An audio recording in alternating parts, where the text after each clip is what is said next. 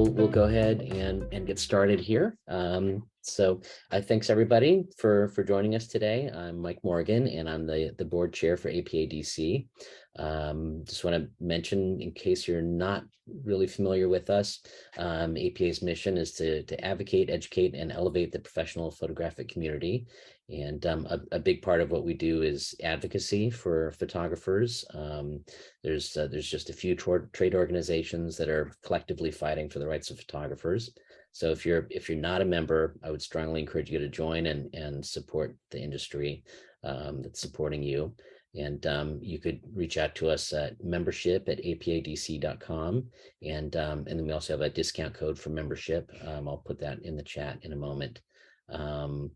And then I also want to mention, as I did just mention, we have our portfolio reviews that are coming up, and those are open right now. We have one of our reviewers is here with us today, Jeff Campagna from Smithsonian Magazine, but we've got a whole bunch of great reviewers, and in terms of food related reviewers, we've got the folks at Mars Wrigley, make all the candy bars and a ton of other stuff. We also have Total Wine and Beverage, which is nationwide liquor retailer. They hire lots of photography as well.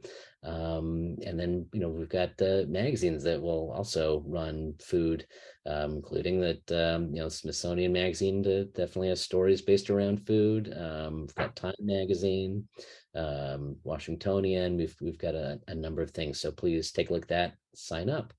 All right, and then now I'm really happy to introduce the person that we're all here to see today. We've got Laura Chase de Formigny here, and I do want to make sure everybody knows it's Laura Chase and not Laura. Laura Chase, or LC.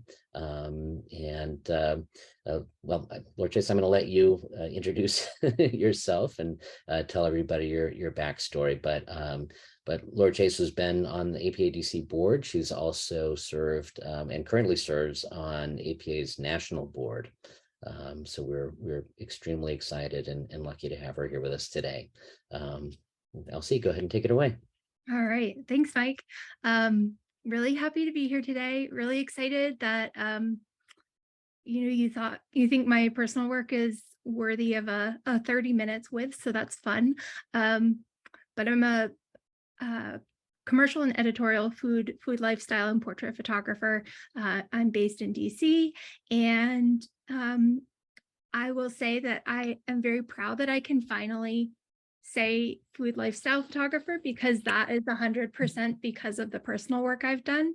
I would say that the restaurant lifestyle work that I did isn't curated, especially because it's things that I've done for editorial assignments. But so I really feel like I can say food lifestyle photographer because of the personal work that I've put together. So I'm excited to share it with you. I'm going to share my screen.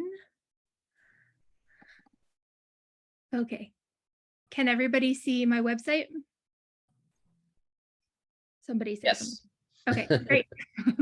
Okay, so I wanted to just start on my homepage because I just did a big overhaul and finally have an overview page on my homepage, which I really encourage a lot of people, everybody to do if you're doing more than one category of photography. But what I wanted to point out is that three of my 5 top images are from my own personal work, and that really sets the tone for the work that comes after that. But this is my way of saying, hey, this is me. This is what I love to do. These are the pictures I like to take, and hopefully you see that continuity through the rest of my website. But so I'm going to go in chronological order of how I shot these personal projects. So this personal project is really close to my heart. It's called Clementine Skies, and I came up with the idea while I was pregnant with my daughter, whose name is Frances Clementine. And so this is a little project in honor of her. So I really invested a lot of time,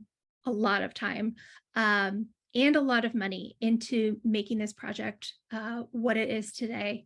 I said it earlier, but shout out to Chris Langford, who did the retouching on these images because it's so subtle and beautiful. So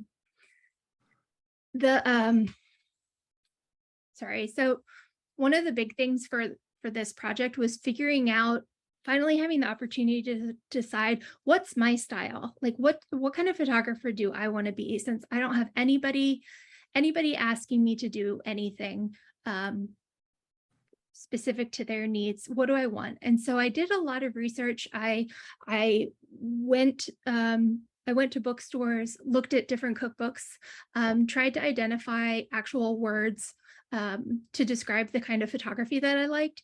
And the word that I landed on is punchy. And so that's a word I use to describe my work a lot. People say it's really colorful, it's vibrant, it's like contrasty, but without super dark shadows.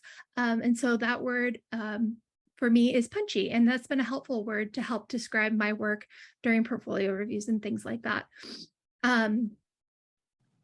With this project, Clementine Skies, I went into it thinking, okay, I know I can shoot a cookbook. I've done a book before, but I'd really like to shoot a full cookbook, including the lifestyle side of the cookbook. And I feel like I don't show on my website that I can do that.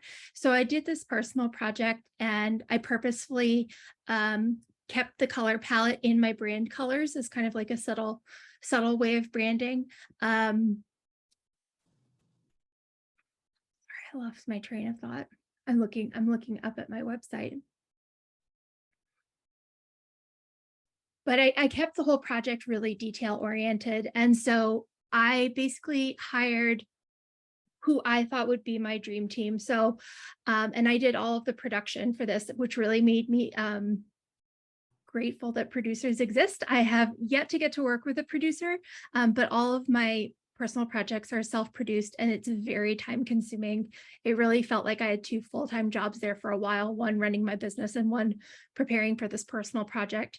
But so I worked with Julietta Pina, who's a local prop stylist and art director, and I paid for her to do the art direction based on the inspiration images that I had given her. I hired a James Beard award-winning cocktail recipe writer to create a custom cocktail for my brand. And she called the cocktail Clementine Skies, which is why the project is named Clementine Skies. Obviously, I wanted the focus to be around clementines because of my daughter's middle name, so I wanted to keep that focus.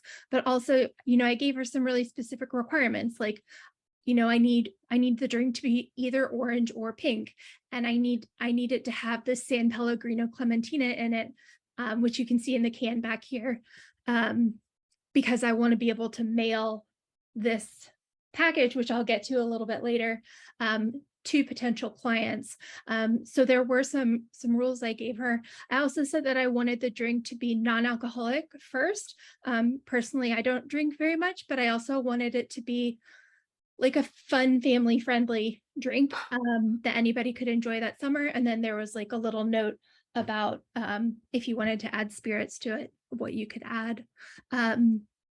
I was so detail-oriented when I was preparing this project that I literally took my business card into like an Ulta or a Sephora and color matched the nail polish to my business card, so my brand colors are pink and orange, if you didn't know that about me. Yes, I color match my outfit. And so here's my pink, here's my orange, and I would go up and like find the right nail polish and find the right lipstick that I wanted my model to wear. In terms of the props, Julietta and I have a long history of working together, so she knows I like a little touch of vintage in everything that I do. I think it makes things feel special and authentic. And so she knew that when she was gathering props for the project. We ended up photographing this in Julietta's house.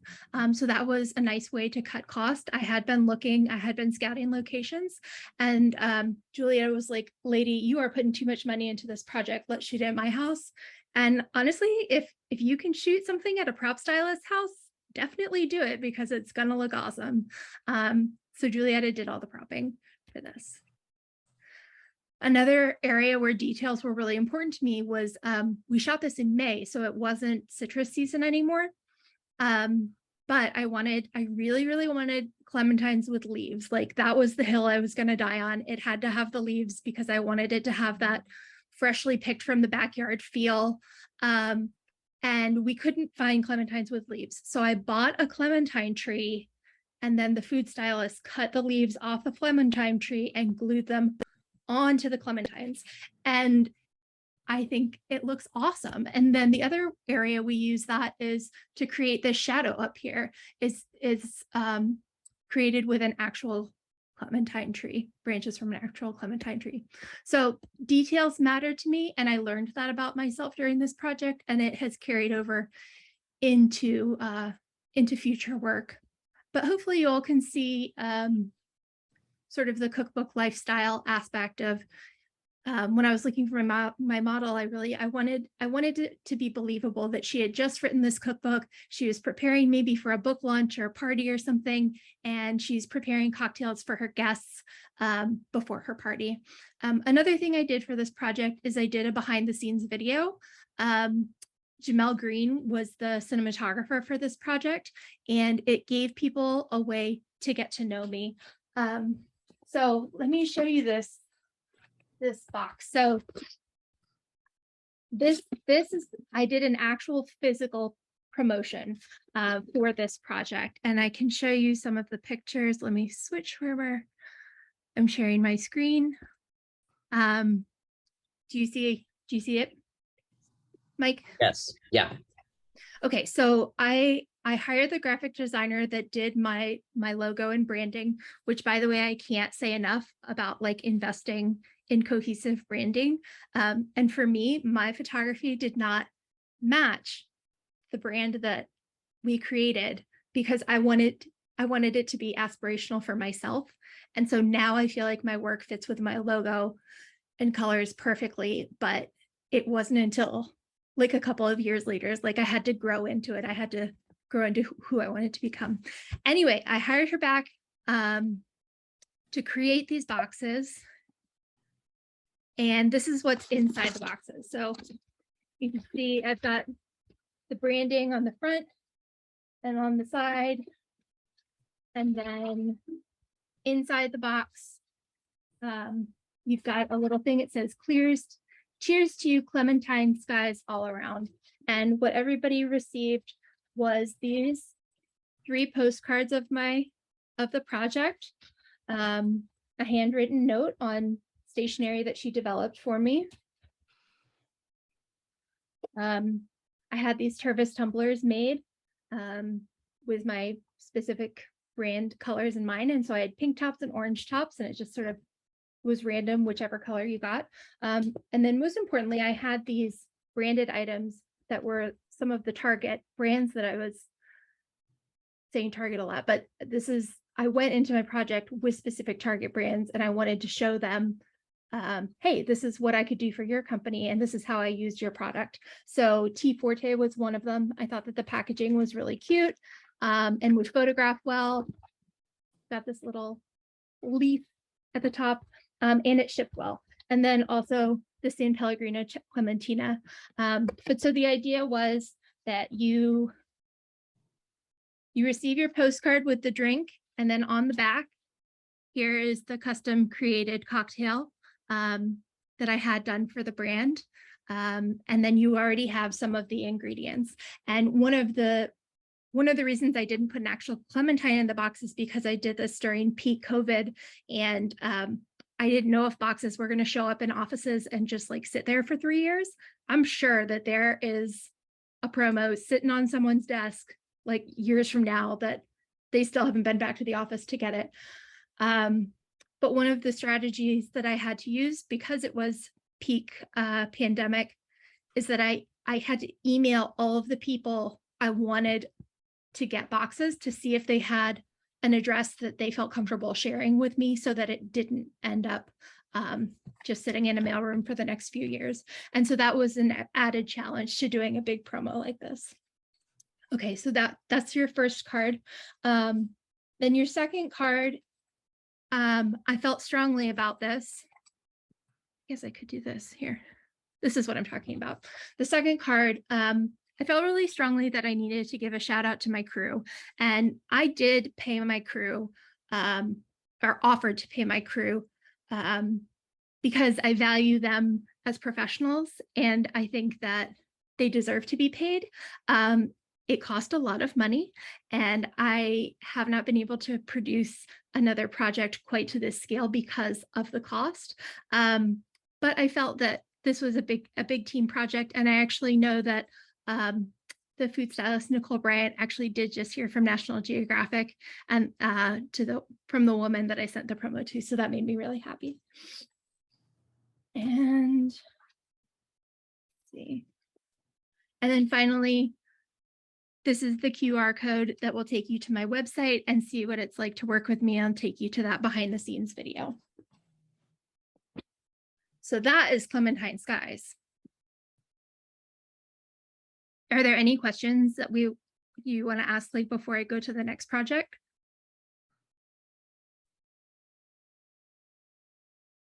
Mike?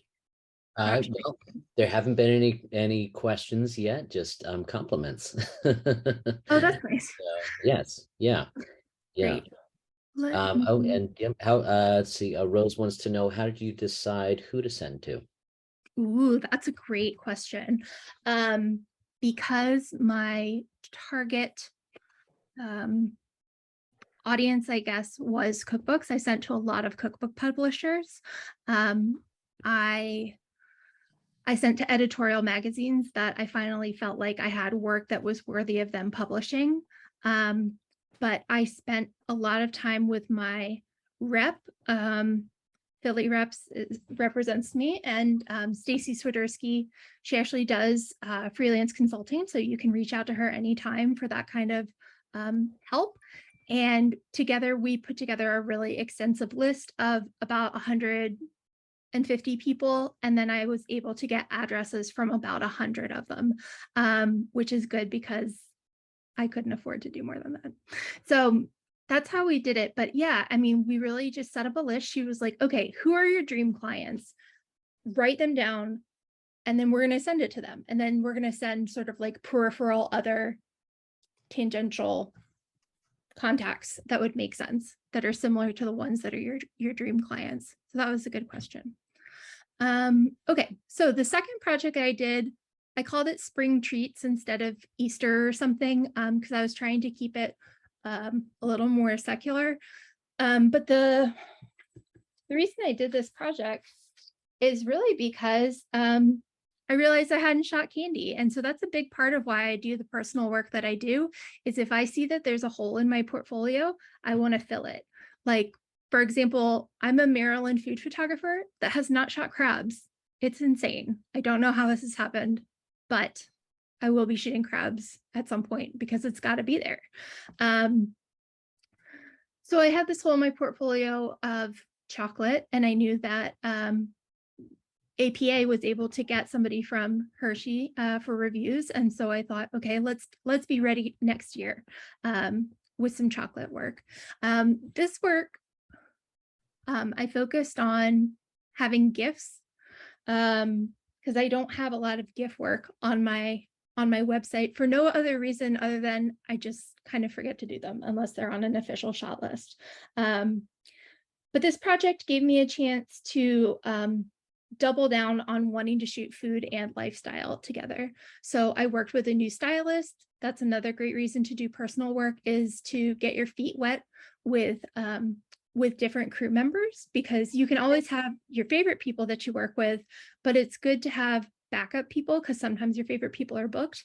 And now I have more than one favorite person, so it's great. There are certain vendors that I have partnered with a lot over the years, like the florals are from Local Color Flowers up in Baltimore, and I've done several personal projects with them. But yeah, some of the other stuff is just from Michael's. Like, we just bought these, we bought regular egg cartons, and spray painted these to create the props, and just added some fake moss from Michael's and put the little truffles down. And then here are the kids on a little egg hunt. I used my neighbor's front yard because she has a nicer yard than me. And I actually bought, or the stylist, she bought a bunch of blooming flowers at Home Depot and planted them that morning so that when we were shooting this, it was just before peak spring. So nothing was in bloom, but we needed it to have that look.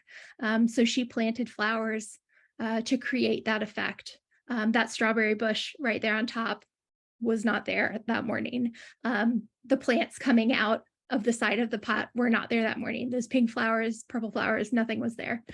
I also learned a little bit more. I didn't have a food stylist on this set.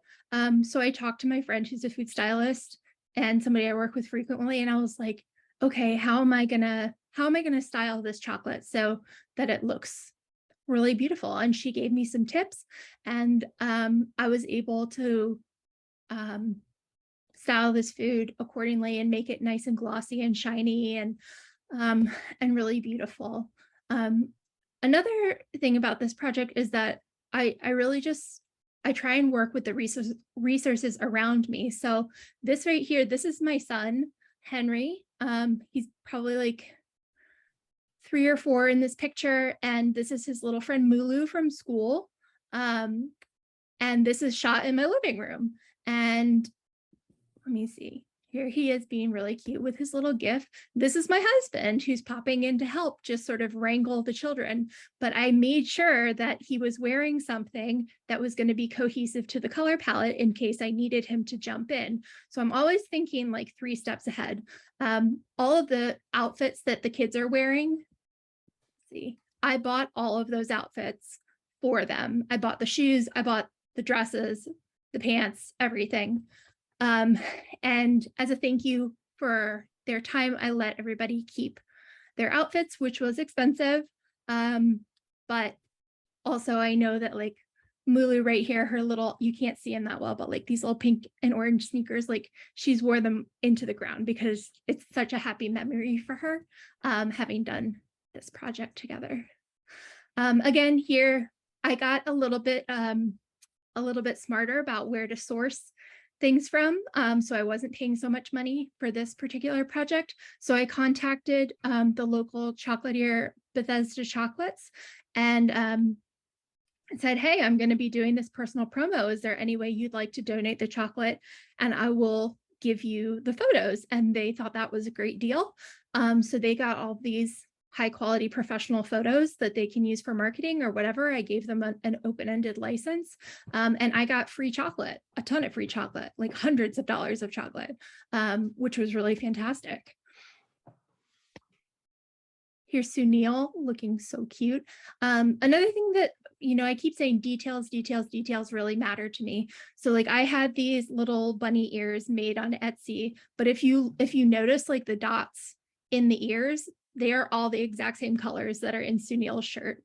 And all of those colors are seen in the other children's clothes too. So everything had a very specific color palette. This is just a beauty shot of some white chocolate. We put it in a nest. And there we go. This work, I will say, has not gotten great feedback.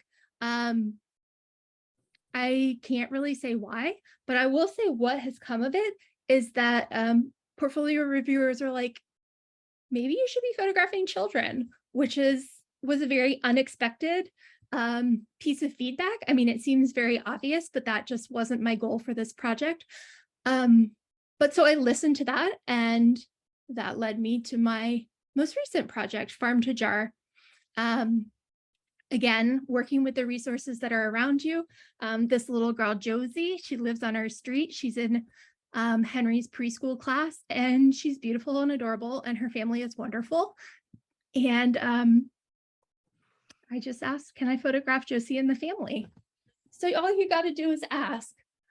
Again, the colors of the clothing are, I didn't do it on purpose this time, but they did end up being mostly my brand colors. But there's a cohesive color palette for the Farm to Jar project. Sorry, I'm trying to find my notes. Originally, the idea came from the fact that I just wanted to beef up my agriculture portfolio. I put together a shot list, and I had all these sort of like hopes and dreams of what I wanted to get out of the farm part. But as I learned with the the spring treat shoot, with kids, you can have goals, but you also got to just go with the flow and you get what you get. So that's how I went into this. The perfectionist in me was like dying when I couldn't get exactly what I was going for. Sam Levitan was there to assist me in the farm, following me around with a reflector and things. And he kept being like, it's okay, it's okay.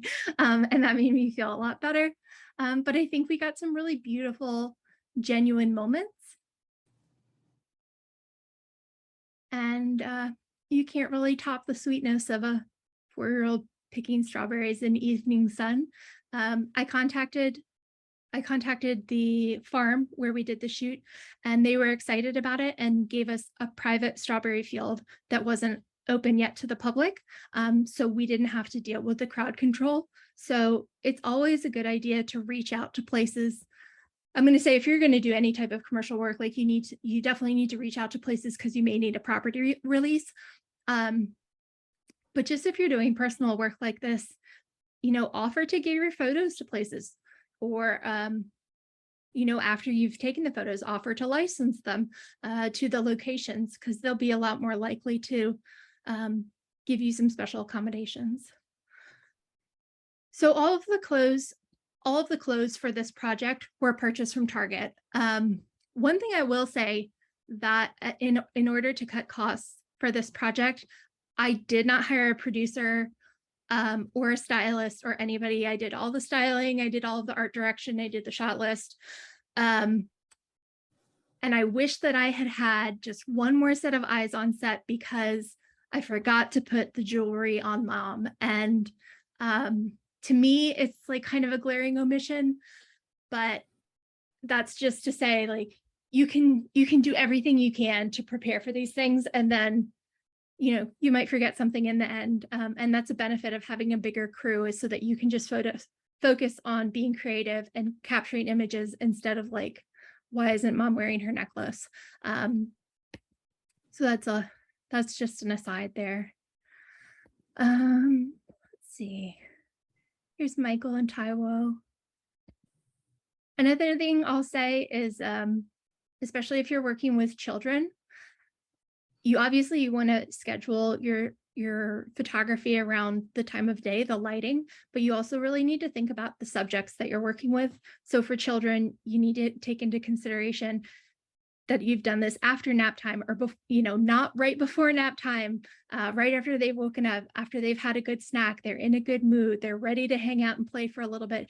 You really need to take into consideration all those things, and the fact that kids are going to need breaks. And you can ask them, hey, can you try and pretend to pick that strawberry 6 more times? They're going to lose it.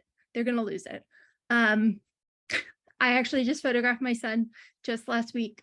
He was helping me photograph some cupcakes, and I was like, okay, I need you to reach for it. And I really asked him to do it about 4 times. And he was finally like, Mommy! And like, he deserved a cupcake at that point. So you need to think about those things. So here we are. This is part 2 of the farm to jar. Again, these outfits, I bought all of the outfits from Target. We remembered our accessories this time. And once again, I bought a fun little detail, this little apron that Ty was wearing. I had it made on Etsy, just to have like a little cheekiness, like a little wink to the project. We've got these little bowls here too, these vintage bowls. Like I said, I like a little touch of vintage with the strawberry motif on them. I did all of the food styling, the prop styling, and everything for this whole project. And the only person I had on me on set this day was Rob Charit, who's a wonderful friend and mentor, and also lighting designer. And so we worked together to achieve the kind of light that I was going for. This is a very dark kitchen, and we have, I think we really achieved some nice, believable, sunshiny light in here. Going for those genuine moments. So really, we set up the lighting so that I could shoot pretty much any, pretty much anywhere in this vicinity, because I needed the natural moments to unfold in front of the camera. I really couldn't have them. I couldn't tell Josie what to do when you're making jam. So I had to find those moments, which was fun because that's kind of harkens back to my original love of photography was as a photojournalist. But for example, here, Domino Sugar was one of the brands that I was targeting with this project. And so it's there, it's obvious, but it's not in your face. And just doing things like crinkling the bag and rolling down the bag.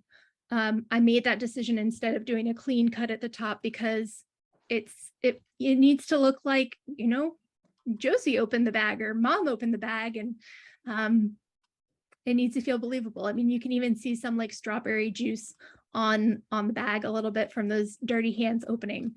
So little details like that, I think, really matter when you're trying to create authentic imagery.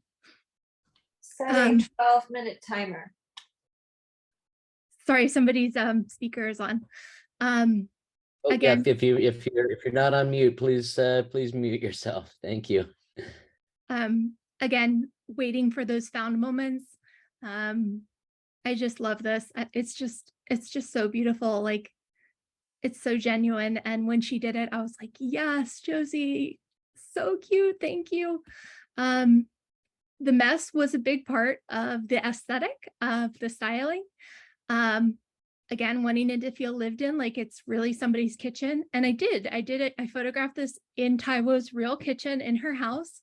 I didn't style the background overly because I wanted it to feel like, you know, it's really somebody's kitchen and they're cooking jam, making jam.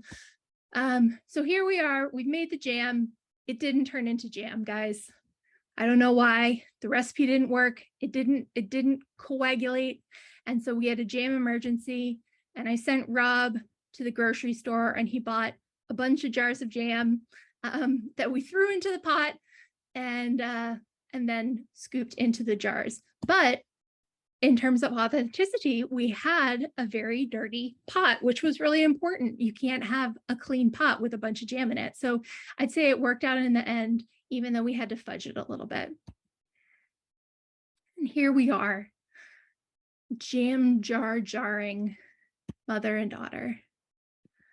Here's Josie helping. I wish that I had thought to do a GIF for this. Again, it's hard to remember to do all the things you want to do when it's just you and one other person on set. It's always good to have that third person to just help remind you of what your goals were. And then also, what am I trying to say here? This moment, I couldn't ask her to do this, right? But I had everything set up. I had the jam jar, I had the dessert jars that I'd created. I had mom holding one and Josie wasn't there. And I thought, you know what? I know about how tall Josie is at the counter. I know she's going to want dessert. And why don't I just see if she comes and like does something adorable? And so I had my frame all ready and I was like, hey, Josie, come in here. And boom, she looked right up at that dessert, which is exactly what I was hoping she would do. So you can sort of choreograph these found moments if you know your subjects well. And I'd say chance favors the prepared, right? So I was ready for the moment, it happened, and that was great. It's not going to happen every time, but it happened that time, and I love that photo. And again, here I got to work on my food and prop styling a little bit without having those people on set. So Elsie, can you talk a little bit about you know, I mean, obviously you found all this great talent, you know, that you were able to work with, you know, the people you knew and otherwise. But what about like the locations, for example? I mean, like you happened to be able to use her kitchen, which seemed to work out really great. But, you know, what was your plan if she didn't have a great kitchen, or, you know? I was going to use my great kitchen. That's just what it would have to be, depending on the budget. I mean, I don't know the final say on this. I've had some people say, oh, you can do this or you can't do this, but I did look at Airbnbs to rent for the Clementine project, and I thought I found the perfect one. And I actually went and saw it in person. It was great. And then it just ended up that Julietta made this really kind offer. But yeah, that could be an area of expenses that you would need to put some money into, is maybe finding an Airbnb. Again, like, I'm not sure if you're allowed to do commercial photo shoots in them or not. I haven't gotten the actual definitive answer on that yet. But yeah, location scouting is really tough. I mean, it's probably worth it to hire a location scout if you just really are at the end of your rope and have no idea where to do a project. I'd say it's easier to find outdoor locations, obviously, than indoor, because you don't know what somebody else's house looks like. But if you have a friend and you think their kitchen's really great, by all means, be like, hey, I'm gonna do this project. Can I use your kitchen? And you'll be surprised. Most people will be like, that's really cool that you think my kitchen is that awesome. By all means, do this project. Does that help? Yes, thank you. And I'm also curious too, selecting some of the brands, like, for example, the Domino Sugar. How did you approach that? Did you kind of make a list of brands that could potentially be associated with this particular shoot that you were doing? And then, That's exactly what I did. Is, I thought, okay, I want to buy all these clothes from Target to, I could market to Target that I can do lifestyle work for them. Oh, I'm sorry, I'm not screen sharing right now. Okay, can you see the overview?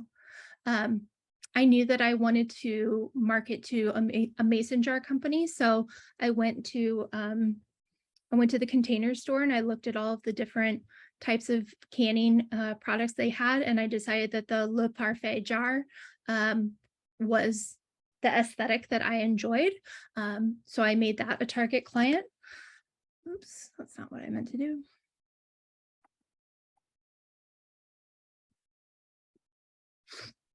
Le Creuset is a company that I would really like to shoot for. That's this blue pot here is a Le Creuset pot. I've actually done a very small, just 3 shots of personal work with Le Creuset as just the target client. And after that project, I reached out to Le Creuset and said, hey, I've got these photos. Are you interested in licensing them? And they were kind of like, well, you're not an influencer, so no. But their loss. I think my pictures are probably a little bit better than some of their people with 20,000 followers or whatever, but let's not go there right now. So yeah, Le Creuset, Le Parfait, Target, Domino, and I feel like I wrote it down. Oh, and then Bon Maman. Bon Maman is a jelly brand. Sorry, I keep wanting to say confiture because that's what my husband calls it. It's a like a confiture jelly jam brand that I follow on social media. Personally, I love their product. We always have it in our house, and it's somebody who's, I think, that my style fits and that I would like to shoot for. So yeah, I'm going to make sure they see those images as well. Excellent. And then we had one more question Sure. about your about the GIFs or GIFs. That's a whole other question. Oh yeah, who knows? But how are you putting those together? Are you using Photoshop, or Yes. what are you doing? Yes, I am using Photoshop to create the GIFs. So this is one of my most recent ones. And I'll be honest, I can't explain the steps to you right now because every time I make a GIF, I have to YouTube how to do it every single time. So, I mean, total transparency, I don't do it enough to remember how to do it, but you can do it through Photoshop. And it's actually really very easy. You can just pause your little YouTube video all along the way, and surprisingly, then you'll have a GIF at the end of it. I'd say some of the biggest feedback I've gotten on my new work was that I need to have more motion in my portfolio. So I have made a concerted effort to try and remember to do GIFs, even when I'm doing client work, like this one. This is for the restaurant. And I was like, hey, why don't we do a GIF here? And, it's an extra asset for them that you can choose to sort of sweeten the deal. I've used GIFs as a way to sort of like close the deal if we're really close in negotiations I'm like, okay, we can do 5 shots for this amount, and like I can throw in a GIF. How does that sound? And that's really helped a lot, because it's really no skin off your back to just turn something already on the shot list into a GIF.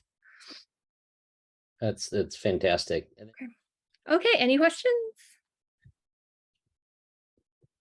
Thank you, Elsie. And yeah, I think folks can, if you want to either put in the chat, or you can also unmute yourself. I will say there was a question in the chat earlier regarding the promos that you've sent out and stuff, and just what like response rate and yeah. Hold on, I wrote a very strategic answer to this somewhere. Okay. I don't know if I have seen a direct return on the Clementine project, but I finally have a body of work that makes people go, wow. And I don't really know that I can put a price tag on that. But people know they can trust me with a big job now, and I didn't have any way of proving that before. It was an enormous investment. It was probably about a $10,000 investment all in, between paying my crew, buying all of the things for the boxes, paying for all of the postage, and then just like hours and hours and hours and hours of time. I sent one of the boxes to a photo editor. I don't know if y'all follow him on Instagram, but that helped a larger audience see my work. And then he asked to do a blog on the project, and so that was then sent out to his private listserv, which is gigantic. So I haven't had anybody be like, hey, I loved Clementine Skies. We'd like to hire you to do this because of that. Like, that's not, unfortunately, we never know that how we're getting a job. But it's made people consider me for a job. I'm a player in the game now. I'll put it that way. Yeah, I mean, you can certainly say it's help you create a body of work, and that your body of work is what gets people to want to work with you. So, Great. Yeah. Fantastic work, Elsie. Did anybody else have any questions? You feel free to pipe up if you want, or put anything in the chat. I know we are over time at this point for our quote unquote 30 minutes. Elsie, There you go. Oh, sorry. Yeah. Caroline, you go ahead. Okay. Are you working on any other projects like this besides the series with your son? Are you working on any like new putting together any big projects like those projects you shown?